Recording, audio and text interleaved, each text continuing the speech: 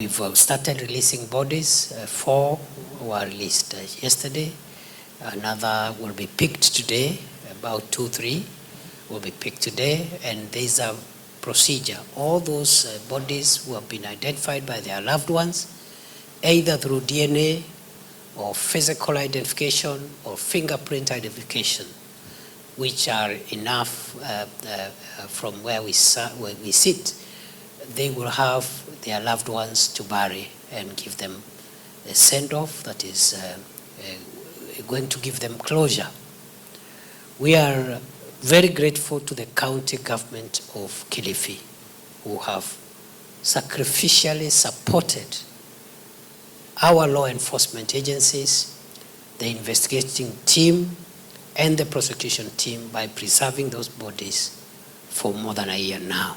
We are very grateful to the governor of Kilifi County and the county government for going out of their way to contribute to this national matter, even if it's not even without, it's beyond their mandate. As you know, security is not a devolved function. We are very grateful.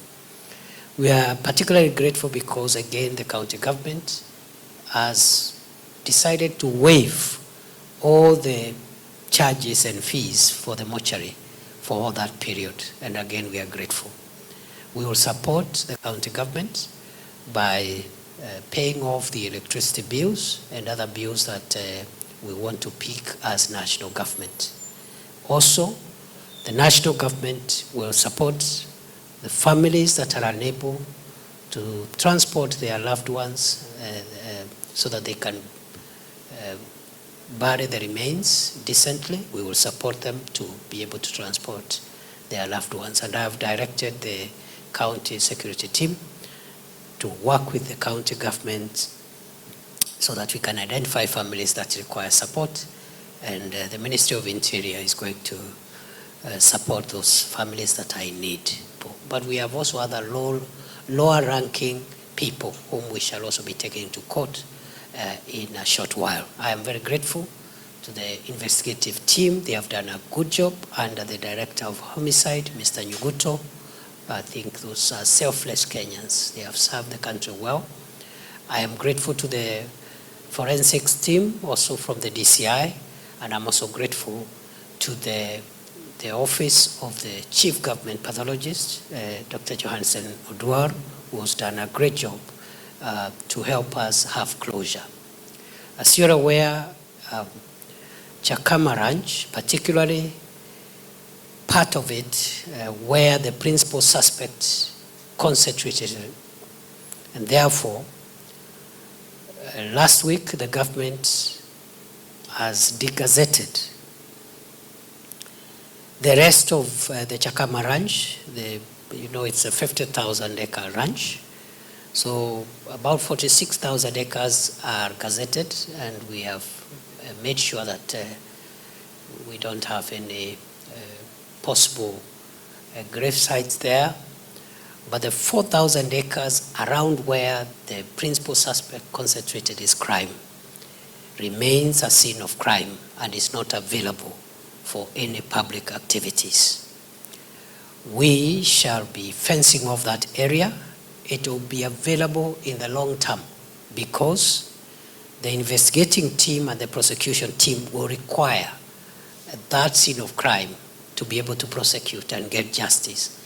And the court may need site visits so that they can be able to put together the evidence and the material that they will have received from the prosecution. So that area now remains out of bounds. It's not available. And because of the defilement and the discretion that was done on that scene of crime, the government has decided that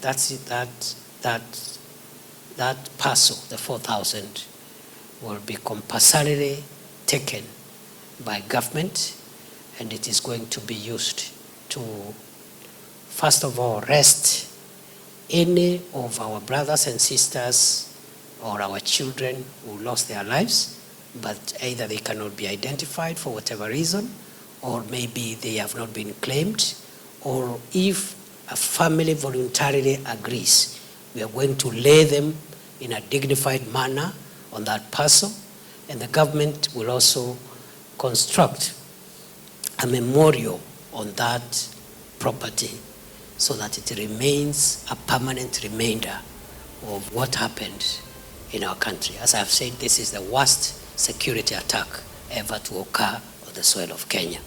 As you are aware, when this thing occurred, the president did set up a commission of inquiry under the Commission of Inquiries Act, headed by a judge, which mandate is actually now to deal with the accountability of public officials and other players whose action or inaction, conduct or misconduct may have contributed